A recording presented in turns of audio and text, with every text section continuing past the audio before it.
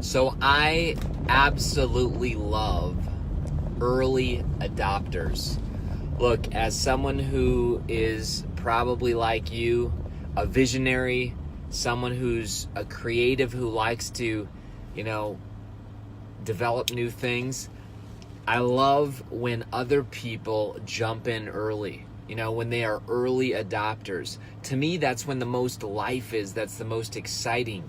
That's when there's total energy. And sometimes people delay. Sometimes people they hang back. They don't want to jump in. They don't want to be the first. Listen, when you're the first person, you will always be remembered. Think about it. We always remember the very first people who help us when we're in need. If you've ever gone through a tragedy, if you've ever needed something, when you are in need, you remember the person who first helped you. And so what I'm saying is there's big reward when you're an early adopter. I just got off the phone with a young man today. I'm not going to share his name because you'll find out about him in the near future. But I share this concept with him, and I was excited, and he was excited. And he's like, I'm in. And whenever somebody says that, I'm kind of a little bit surprised, I'll be honest, because I tend to be like that too. When my gut resonates with whatever I'm hearing, and I know it's a match, why not? Why not jump in? Why not go for it? Some people call that impulsive. I'm not impulsive. I took a personality test once, and I was like way low on the impulse scale. My wife is way high. Opposites attract, right? But what I am impulsive about is when something is a match, and I don't think it's an impulse anymore because it's not based on feeling. It's based on logic. It's based on you just know it. You know it in your gut. And so I want to challenge you. What are you an early adopter about?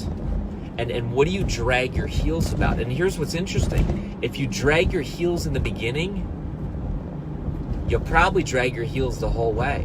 In other words, somebody once said, if something doesn't make you say heck yeah, although they said another word, if something doesn't make you say heck yeah, then don't do it.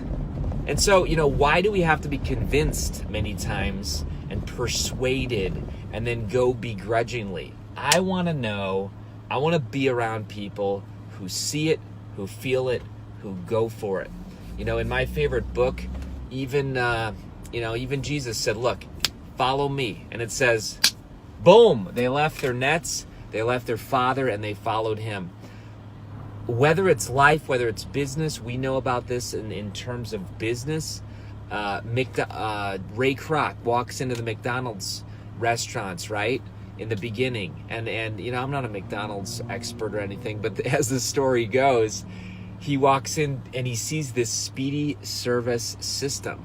And he's like, boom, this is it. This is exactly what I need. I think he was a shake maker, and he knew he was lacking in the process of making shakes.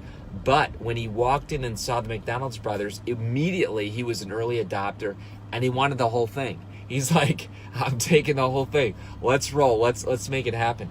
So you can only be that type of person in life when you have clarity, and that's why clarity is so important. It literally frees you up, and it avoids all that sideways energy. This is Kary Oberbrunner.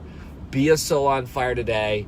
And look, let's not be driven by impulse, by emotion, but let's be driven by clarity. And when we do have clarity, let's rush in and be early adopters.